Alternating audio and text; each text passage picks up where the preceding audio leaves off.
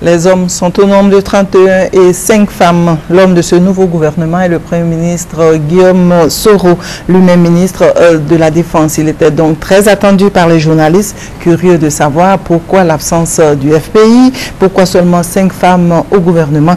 Les détails de la conférence de presse avec Ali Yoda. Les 36 ministres du gouvernement Soro ont répondu présents à ce premier conseil des ministres.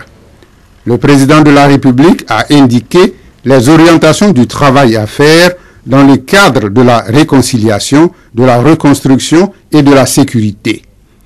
Avant de laisser le Premier ministre et les ministres partir, le président Alassane Ouattara les a exhortés à plus d'action que de discours. S'inscrivant dans la nouvelle page de l'histoire de notre pays, le Premier ministre Soro Guillaume s'est voulu direct dans ses réponses aux questions des journalistes.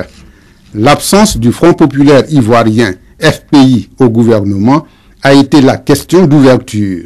J'ai reçu le président intérimaire, je crois, du FPI, M. Mamadou Koulibaly, pour échanger, l'informer de l'intention du président d'associer toutes les filles et fils au gouvernement.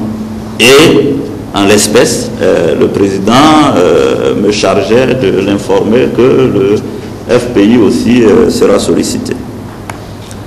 Alors, après cet entretien, le président intérimaire du FPI m'a envoyé un courrier le 1er juin m'informant de ce que le FPI considérait que sa place était dans l'opposition républicaine et que le FPI ne souhaitait pas s'associer.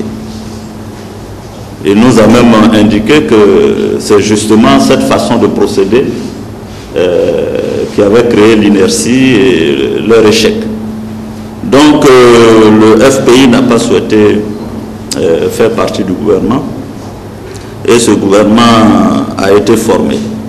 Le président a regretté que le FPI n'ait pas saisi la main tendue pour participer au gouvernement. Je ne peux que le regretter en tant que Premier ministre.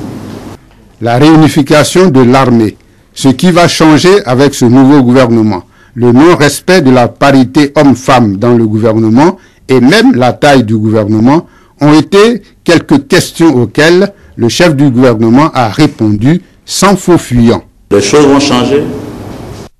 Le comportement des ministres, la responsabilité de l'équipe gouvernementale vis-à-vis non seulement du bien public, mais vis-à-vis du citoyen.